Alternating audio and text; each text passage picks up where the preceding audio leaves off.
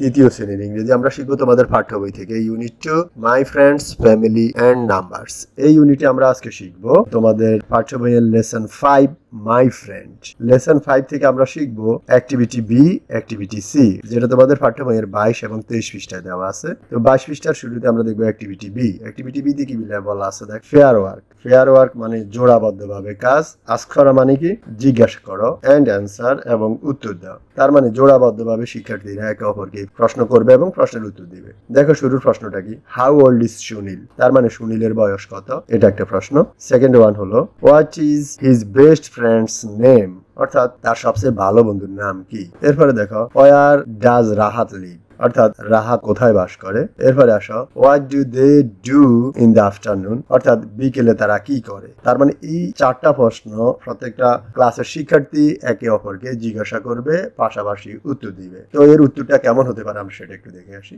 ক্লাসের প্রত্যেকটা শিক্ষার্থী দুইটার মধ্যে শিক্ষক যদি জোড়াবদ্ধ করে দেয় স্টুডেন্ট 1 স্টুডেন্ট 2, তার মানে একে অপরকে জিজ্ঞাসা করবে। কিভাবে জিজ্ঞাসা করবে, এই যে আমরা এর আগে অর্থাৎ আমরা গত ক্লাসে অর্থাৎ গত লেসনে এই প্যারাটা থেকে শিখেছিলাম যে সুনীলের বয়স কত এবং সেখানে কে কার বেস্ট ফ্রেন্ড আমরা ইত্যাদি সেখানে শিখেছিলাম। তার মানে এই প্রশ্নগুলোর উত্তর অলরেডি আগের ক্লাসে দেওয়া আছে, তোমরা চাইলে সেখান থেকে দেখে নিতে পারো।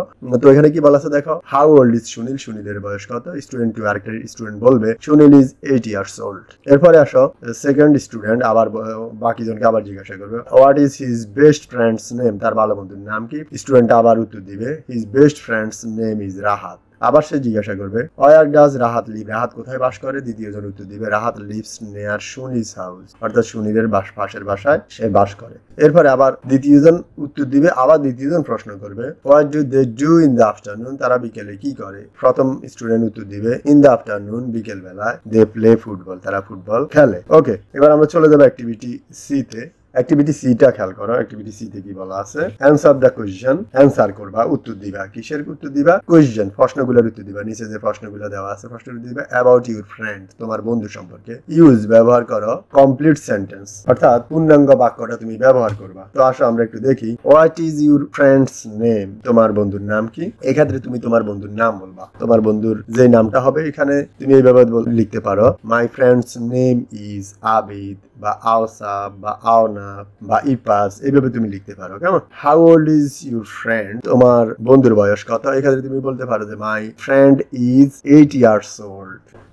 এরপরে do you go to the same school, অর্থাৎ তোমরা কি একই বিদ্যালয়ে যাও। তোমার যেটা ভালো বন্ধু সেটার সাথে কি তুমি একই বিদ্যালয়ে যাও। তার মানে তুমি এখানে উত্তরে বলবা যে ইয়েস, হ্যাঁ, we go to the same school, we go to the same school, আমরা একই স্কুলে যাই। Do you play together, together মানে একত্রে, তোমরা কি একত্রে খেলাধুলা করো। এর উত্তরটা হতে পারে ইয়েস, উই প্লে, আমরা খেলাধুলা করি টুগেদার, একত্রে, ইন দ্য আফটারনুন, বিকেল বেলা। এরপরে আসো what game do you play, what game, কোন ধরনের গেম তোমরা খেলো বা কি গেম খেলো, তোমরা কোন খেলা খেলো। ওকে, উত্তরে আসবে উই প্লে ক্রিকেট বা উই প্লে ফুটবল বা যেটাই বলো তুমি যেটা খেলো সেটা সম্পর্কে লিখবা।